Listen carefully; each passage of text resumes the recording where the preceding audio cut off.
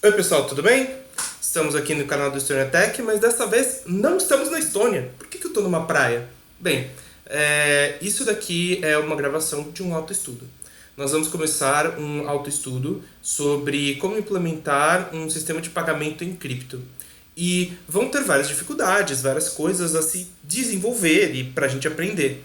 Só que para isso é preciso primeiro rever quais são os desafios, o que a gente vai ter pela frente, ver um básico, tanto para a gente ter como uma consulta, mas também para outras pessoas que estiverem entrando, né, nesse projeto, nesse estudo, poderem ter essa base também. Então eu tô aqui com o Henrique, ele manja um pouquinho mais do que eu nessa área, e ele vai explicar as dificuldades, as facilidades, essas coisas todas em relação ao projeto que a gente vai fazer. Henrique, todo seu. E aí, pessoal, belezinha? Cara, como o Paulo falou, eu sou o Henrique e eu gosto bastante de blockchain, de Web3, é algo que eu tenho estudado bastante. Então, mas assim, como todo mundo que desenvolve na Web3, que é o que a gente vai falar hoje, ninguém sabe o que está fazendo. Essa é a verdade. Tá todo mundo aprendendo conforme essa tecnologia é desenvolvida no cenário que a gente vive hoje. A gente está vivendo uma mudança muito grande da forma como as aplicações web vão ser criadas daqui para frente. Então, hoje a gente vai falar sobre dApps, né? Eu vou falar sobre desenvolvimento de dApps, porque esse é o nosso objetivo. A gente vai criar um aplicativo na Web3. Um aplicativo na Web3 seria uma aplicação em uma blockchain. Daí que vem o nome dApp, que é Decentralized Application. Né? Um aplicativo descentralizado. E essa é a forma hoje que a gente faz para interagir com a blockchain. A gente cria uma interface, um dApp, que a gente acessa utilizando a internet, e aí esse dApp vai ajudar a gente a interagir com a blockchain. Então, hoje eu vou falar um pouquinho sobre os dApps, né, o que é, qual que é a diferença de uma aplicação na Web3 para uma aplicação na Web2, que é o que a gente está acostumado. O que é, como que é a forma de autenticação dessa nova web, né, que é através de carteiras digitais, não mais através de e-mails ou números de telefone, CPF. A gente vai falar sobre como que a gente trata os dados nessas aplicações, um pouquinho sobre criptomoedas e transações, mas esse não é o nosso foco é entender bem os fundamentos, né, de tudo isso. E a gente vai falar sobre o que eles chamam de Smart Contract Factories, né, que é a forma que a gente faz para criar contratos inteligentes na blockchain de forma programática. Né? Então, vamos lá. Falando um pouco sobre dApps, né? Como eu falei, é uma aplicação descentralizada. Então, geralmente ela é de código aberto, né? Assim, não é necessariamente de código aberto, eu acredito, mas geralmente é. E ela, justamente porque é uma comunidade, né, fazendo aquela aplicação. Então, por exemplo, você pega a Uniswap, que é um DApp bem famoso de DeFi, né, de Centralized Finance. Eles são uma plataforma de código aberto, qualquer um consegue contribuir, e você usa os tokens, né, da aplicação como forma de governança. Então, aquele que tem mais tokens vai ter mais força de voto ali dentro. Mas, enfim, os dApps eles vão ser construídos em cima de contratos inteligentes. Né? Então, você vai criar uma aplicação na Web3, um dApp, para interagir com um contrato. Né? Então, geralmente, você cria um contrato para interagir com o dApp, ou então o seu cliente teria um contrato, e aí ele quer criar uma interface, a gente vai criar um dApp. Tá? E aí, como é que as pessoas vão acessar a nossa aplicação? Porque, cara, assim, pensando em programação, para a galera que já programa e está pensando no que fazer, assim, na prática, não muda muita coisa no quesito assim, front-end e desenvolvimento de interface. O que vai mudar é o back-end, né? Porque a gente vai deixar de interagir com um banco de dados, vai passar a interagir com um contrato inteligente numa blockchain, né? E aí, cara, como é que a gente faz para né, autenticação nessa web? Que aí que está a coisa mais importante da blockchain, né? a gente usa carteiras digitais para fazer autenticação. Então, da mesma forma que você entra num site na Web 2, você faz login com o Google, na Web 3 você vai fazer login com uma carteira digital, então uma MetaMask, por exemplo. Tá? Então, eu não vou entrar em muitos detalhes aqui sobre como funciona uma carteira, mas basicamente você tem ali uma chave pública, né, que é o nome da sua carteira, e você tem uma chave privada, que é a sua chave, que é a chave que você vai assinar contratos inteligentes, né, aquela chave que você vai usar para, de fato, permitir que a sua carteira faça alguma transação ou verifique alguma coisa sua que é privada, esse tipo de coisa, tá? Então, isso tudo é feito através da criptografia, de uma matemática cabulosa lá que a gente não entende muito bem. O que a gente quer aqui é desenvolver em cima disso, né? Você não precisa necessariamente saber sobre criptografia para trabalhar com blockchain, que é o nosso caso aqui, que a gente está desenvolvendo aplicações, né, interfaces para a gente utilizar essa tecnologia.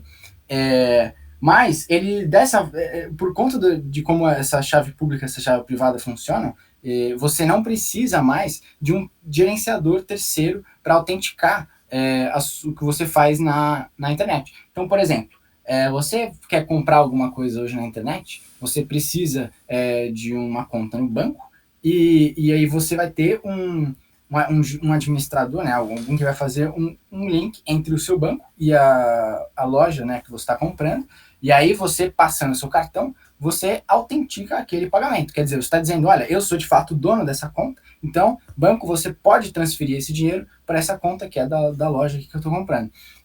Com a blockchain, a gente cria um contrato inteligente que vai definir um produto, e ele vai ter ali os métodos que a gente pode usar nele. Então, por exemplo, a gente pode adquirir um produto, e aí você tem essa transação feita, né, de acordo com o contrato, e aí isso é tudo, né, pré-determinado, as duas partes estão sempre de acordo com aquele momento que eles assinam o contrato, daí que vem a sua chave privada, a forma como você vai autorizar algum tipo de enfim, alteração de dados ali, e aí você não precisa de um terceiro participando dessa troca, né, e é por isso que isso é tão poderoso. E aí, cara, falando um pouco sobre armazenamento de dados, né? Então, como eu estava falando, na Web 2 você acessa um banco de dados quando você vai buscar alguma informação, certo? Então, num DApp, na Web 3, a gente vai buscar uma blockchain. E aí, dependendo do tipo de dado que a gente vai armazenar nos nossos DApps, a gente vai armazenar de uma forma diferente, tá? E é daí que a gente fala sobre dados on-chain e off-chain, né? Então, e por que a gente faz isso? Se você vai fazer alguma transação numa blockchain como a Ethereum, que é uma blockchain que ela tem um gas fee muito alto, quer dizer, toda vez que você vai, né, fazer uma transação na blockchain, você vai adicionar alguma coisa ali, você paga uma taxa para os mineradores, né, daquela rede. Na verdade é Proof of Stake, né, não tem mineração, mas enfim, você paga uma taxa de transferência, certo? Então, quando você cria um contrato inteligente e você faz um deploy para uma blockchain, você paga uma taxa para você, né, para utilizar esse poder computacional que está fazendo ali, enfim, tá colocando aquela sua transação no bloco e tudo mais. Então, isso acaba sendo caro, certo? Se a gente quer armazenar muitos dados ali dentro. Então, por exemplo, você pega uma aplicação que nem um Bitcoin, né, que você não tem uma troca de dados muito intensa, quer dizer, você está somando números em uma carteira e subtraindo números em outra carteira, quando você pega, por exemplo, um NFT, você pega uma aplicação que nem OpenSea, que é um DApp, o OpenSea, aliás, quando você tem uma NFT que está linkada a uma imagem, por exemplo, que é um arquivo que é mais pesado, né, ainda mais imagens de altíssima qualidade, acaba sendo financeiramente inviável você adicionar todo aquele dado daquela imagem em uma blockchain, certo? Dependendo da blockchain que você está fazendo esse seu DApp, certo? E aí as pessoas acabam preferindo armazenar certos tipos de dados off-chain, como, por exemplo, as fotos de NFT ou vídeos e etc. Geralmente eles são armazenados off-chain, né? Porque é muito mais barato, certo? E daí que falam, né, que você tirar o print da minha NFT, para mim pouco importa, né? Porque a foto em si tá off-chain, não me importa. O que me importa é o contrato inteligente. É aquilo que eu faço com aquela NFT, sendo o dono da carteira que contém aquele ativo, certo? Então é isso que realmente tem valor. E aí, então, esses dados que são valiosos a gente guarda no blockchain, como, por exemplo, o seu contrato inteligente. Quando você cria um contrato inteligente, a gente faz, por exemplo, se você criasse uma aplicação web e você faz um deploy para uma máquina virtual, certo? Para a nuvem, na Web3, num DApp, a gente vai fazer um deploy de um contrato inteligente para uma blockchain. E aí a gente vai conseguir interagir com esse contrato utilizando a interface que a gente vai fazer, certo? Então... Se você me permite, antes da gente continuar... Claro. Antes da gente continuar, eu queria perguntar uma coisa. Você tem os dApps, os blocos da blockchain, no qual essas informações estariam armazenadas ou não. Da minha parte, eu acredito que das pessoas que também estão assistindo, me parece um pouco estranho, porque a blockchain ela não armazena apenas as transações da criptomoeda específica dela.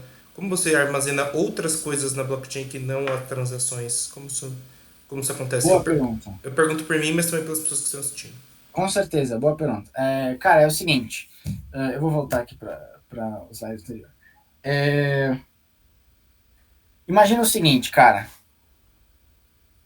Você, assim, a primeira blockchain criada foi o Bitcoin, certo? Uhum. O Bitcoin, ele tinha uma única exclusiva funcionalidade, que era de armazenar um número e você conseguir transferir esse número para outras carteiras, certo? Uhum.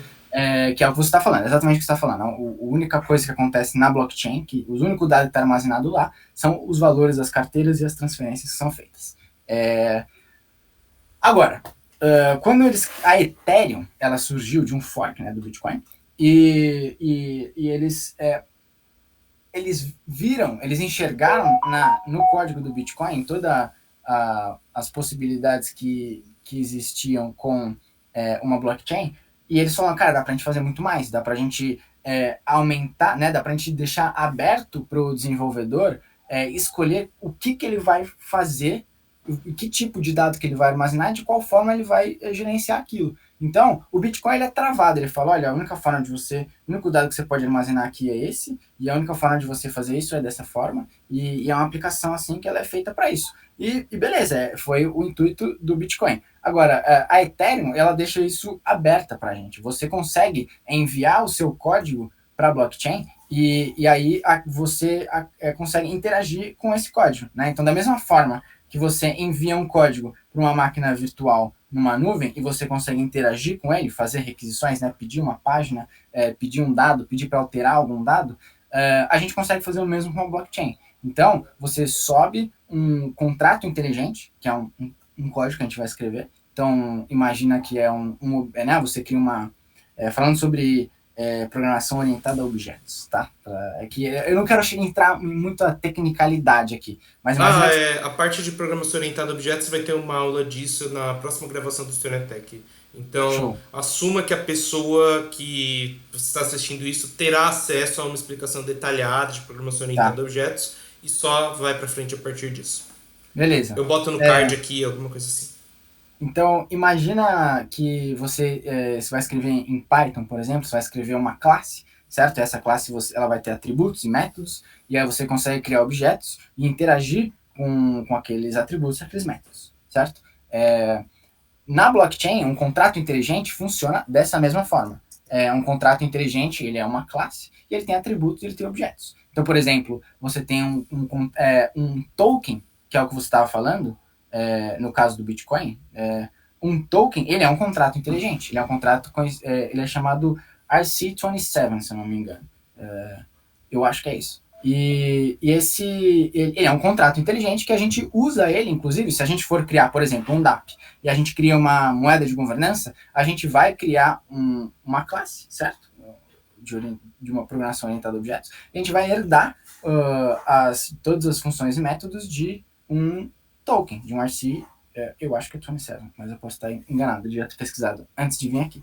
Mas, cara, Então, eu não sei se eu respondi a sua pergunta, mas basicamente você consegue, em algumas blockchains, enviar um código para ela e você interage com ele da mesma forma como você interagia. Ah, eu estava usando o exemplo do token, né? Então, você tem o que é um token? Você tem um valor que ele armazena, você tem um número máximo de tokens que vão existir, você tem é, aliás, você não tem um valor, né? Um token, uma unidade de token é uma unidade de token. Esquece que eu falei. Você tem um valor, um número máximo de tokens que podem existir, né? Um número máximo de objetos que você vai criar. E você tem os métodos. Você consegue, sei lá, mintar um token, você consegue criar um token novo. Então você vai ter ali definido uma função aumentando o número de tokens que existem, esse tipo de coisa, sabe? Você que desenvolve essa aplicação. Então, trazendo para um exemplo como se a gente fosse desenvolver alguma aplicação, né? Então imagina que a gente tem uma loja e aí a gente quer adicionar produtos, certo? A gente criaria uma classe que é uma classe de produto. Então o produto ele vai ter um valor, ele sei lá, em Ethereum, por exemplo, em Ether, ele vai ter ele vai ter um código, ele vai ter uma descrição, ele vai ter um nome, ele vai ter, enfim, os atributos, e ele vai ter funções, ele vai ter a função de comprar, ele vai ter a função de devolver, ele vai ter a função, enfim, enfim, esse tipo de coisa você imagina num código, certo? Que você está escrevendo ali em Python ou Java, ou o que for. Em O Kotlin! Solidity, Continua. em Solidity, que é a linguagem de programação que a gente usa para interagir para criar contratos inteligentes, né? A linguagem de programação mais utilizada hoje é a Solidity. Você faria a mesma coisa, você criaria lá, da mesma forma que você cria uma classe em Java ou em Python, você criaria ali em Solidity, e aí você vai fazer o deploy desse código para uma blockchain, e aí você consegue interagir com ele através do seu DApp, certo?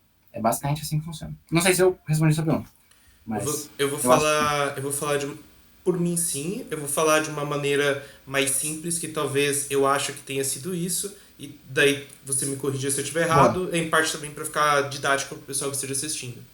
Seria o Bitcoin, ele trabalha apenas com valores unitários, matemáticos de transação, mas outras blockchains como a Ethereum teriam, entre muitas aspas, espaços vazios nos quais você poderia colocar classes de código, no caso os tokens, que tem os atributos que você precisa, e dentre os atributos você pode ter um link ou alguma coisa, um valor para aquilo que você precisa. E digamos que você tenha o token NFT Bored Ape, o atributo vai ser a sua chave específica, que daí seria o seu comprovante de que você é o dono daquilo. O comprovante que você é o dono daquilo, na verdade, seria o fato de que você detém a chave privada da carteira que é dona daquele NFT, né? Uh, mas Ok. você descreveu, em outras palavras, muito do que eu falei. Sim, basicamente você vai ter blockchains em que você consegue botar o seu código ali dentro, e aí você consegue enviar outros tipos de dados para blockchain. E aí você consegue ter mais liberdade para criar e para desenvolver coisas diferentes, né? Além de um princípio como um token, né? Uma moeda. Perfeito, perfeito. Pode continuar agora. Show! Então, acho que a gente falou bastante sobre transações de criptomoedas, né? Então, basicamente, imagina que você vai ter... Ah, na verdade, antes de eu seguir, tem mais uma coisa que eu queria falar sobre armazenamento de dados. Eu queria falar sobre o IPFS, que é o Interplanetary File System, que é um protocolo que é o protocolo mais utilizado hoje para você armazenar dados off-chain, né? Então, como eu estava usando o exemplo da NFT, você guardar a imagem ou o vídeo ou a música daquele token, né? Daquele contrato inteligente que você criou, que você mintou e tal, você armazena isso no IPFS. É algo legal para, enfim, para quem está assistindo aí depois ir atrás e entender um pouco sobre se tiver, né, entender um pouco mais sobre como a gente armazena dados em blockchain off-chain, né? Como é que isso funciona? Eu achava que, né? Porque muita gente achava que tudo que acontecia na blockchain ficava na blockchain, certo? Não faz sentido, às vezes não é muito intuitivo você ter essa diferença. Mas para certos tipos de dados faz sim sentido e também imagina que não seria muito útil uma tecnologia que é completamente a parte de todo o resto de informação que a gente tem na internet, né? A gente quer trazer, a gente quer criar uma interação dos dois, e isso que são os dApps, tá?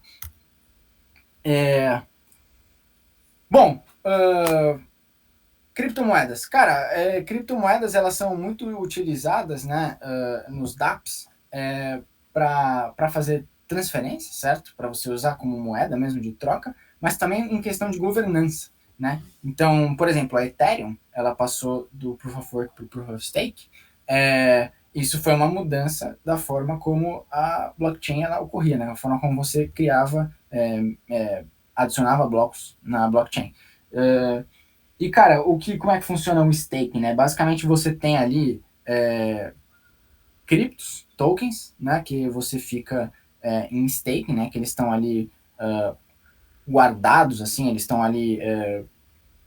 Cara, eu não quero entrar em muitos detalhes para também não falar besteira, porque eu não conheço muito de DeFi, tá? Então eu não vou É explicar aqui exatamente o que é introdutório, staking. é introdutório isso. Vamos deixar bem alto nível, que também tenho Sim. certeza que o pessoal do Liberaction vai querer dar uma olhada nesse vídeo para ver o que a gente está trabalhando. Então vamos Uhum. alto nível. Mas imagina que basicamente é o seguinte: se eu tenho muitas moedas dentro de um, de um DApp, né? A gente tem um DApp e a gente criou uma moeda de governança daquele aplicação.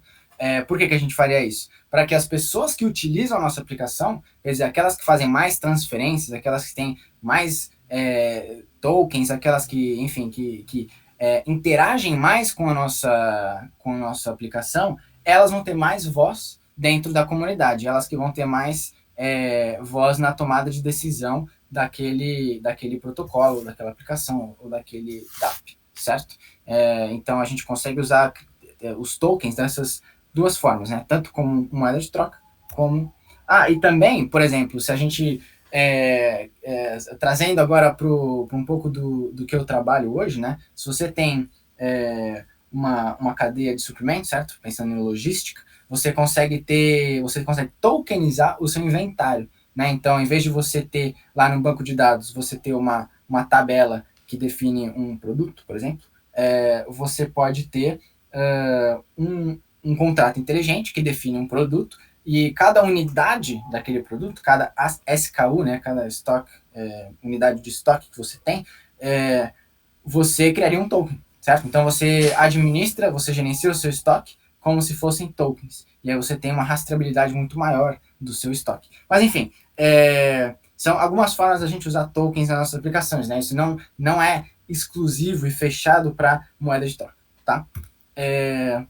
E, cara, falando sobre contratos inteligentes, agora entrando um pouquinho mais nesse assunto, cara, basicamente a gente cria, né, o nosso contrato inteligente, que era o que eu estava dando um exemplo de um produto ou de alguma, né, uma classe aí que a gente quer criar para interagir com ela.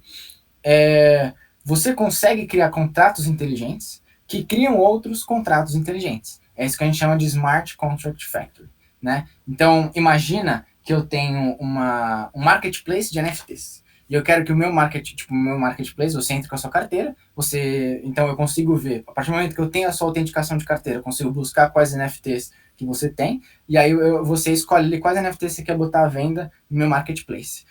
Mas não só isso, eu quero dar a possibilidade de alguém que não tem nenhum NFT criar sua própria NFT para botar ali. Então, eu crio um contrato inteligente da minha NFT, certo? E aí eu crio um outro contrato inteligente que ele vai criar esse contrato, que ele vai, enfim, que a pessoa vai entrar lá, por exemplo, num formulário lá de NFT, vai botar o nome, vai botar a imagem, vai botar quantas unidades ele quer criar e tudo mais, vai botar uma descrição, vai botar os atributos ali, e aí quando ele envia, eu estou basicamente criando um contrato inteligente na blockchain, falando, olha, esse cara aqui, ele criou esse contrato, ele é dono dele, ele consegue mintar novos tokens, né, novos NFTs daquele contrato, e aí, enfim, você consegue ter esse tipo de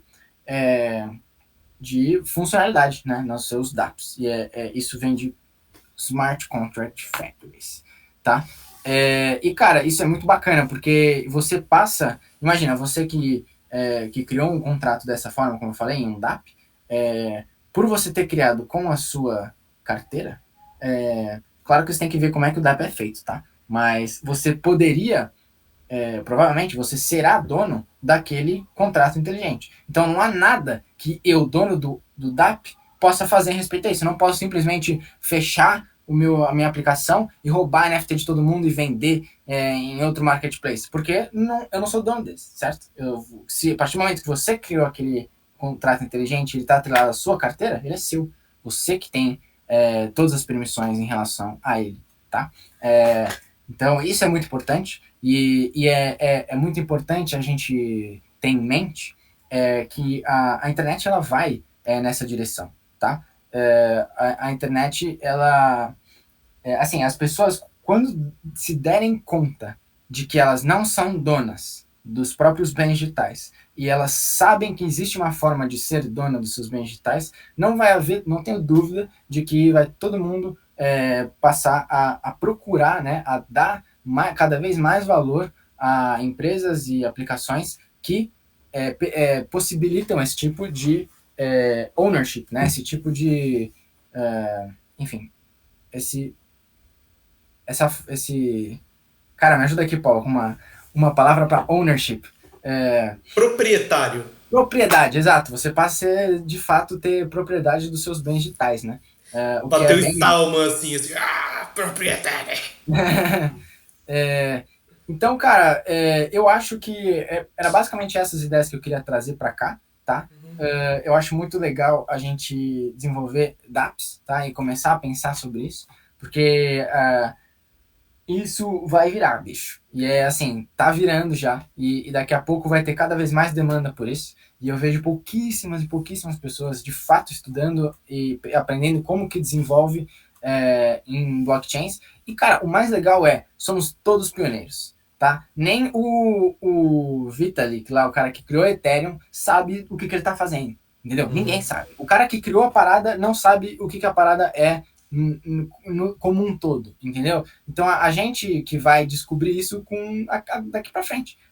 Quem está desenvolvendo, quem vai entender quais que são as barreiras, quais são os limites, quais são os problemas, e a gente que vai consertar isso tudo, e que a gente que vai tornar possível as pessoas que não têm nenhum conhecimento de tecnologia usar a blockchain, né? Então, da mesma forma que a minha avó consegue acessar um e-mail e ela não faz ideia de o que está acontecendo ali para aquele e-mail funcionar, para ela é simples. Ela entra no e-mail, ela clica ali, ela sabe, ela tem o link salvo, ela só clica ali, ela escreve o que ela quer mandar, a pessoa recebe e responde para ela, e tá tudo bem. E ela não precisa saber. E é esse o nosso objetivo com os dApps, tornar o uso da blockchain parecer algo simples, porque na verdade se tornar algo simples, né? Da mesma forma que hoje você vê qualquer banco digital caindo de árvore em São Paulo, na Faria Lima, você vai ver, imagina, né, no futuro, dApps, cara. É isso. Eu acredito que um exemplo legal que daria para trazer é justamente o caso do Edson Osório, da Original Mic, que inspirou o Stonetech, né? Porque é basicamente o que ele faz. Ele utiliza os dApps, só que ao invés de guardar NFTs, ele usa para guardar registros de documentos numa estampa de tempo como um cartório. E aí você tem um cartório digital funcionando pelos dApps. É interessantíssimo linkar isso com o que eu já sabia do que ele fazia no trabalho dele. E é uma coisa que até me inspira um pouco mais a levar os estudos do Stonetech para frente e a gente poder se tornar um pouquinho mais foda, né? Yes. É muito bacana, cara. Então é isso. O que eu queria deixar aqui de palavras finais é que os dApps, né, eles são muito mais seguros e eles não precisam de nenhuma interferência de terceiros. Então você passa a ter contato direto tanto com os teus clientes quanto em outras empresas com os clientes delas, né? Então você acaba sendo muito mais eficiente e tendo uma... Por isso que a palavra comunidade é tão presente quando se fala de blockchain. Você tem as comunidades, né? Você tem os detentores de uma certa NFT são uma comunidade.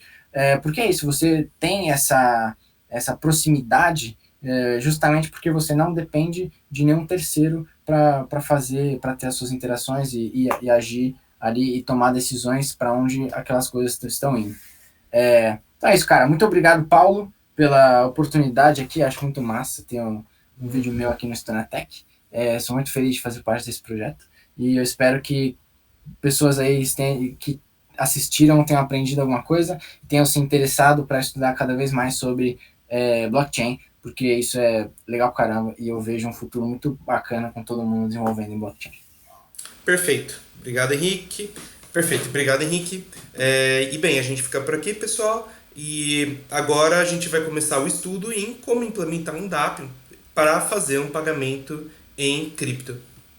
A gente vê para vocês por aí. Vão ter mais vídeos no canal do Santec pela frente. E se cuidem.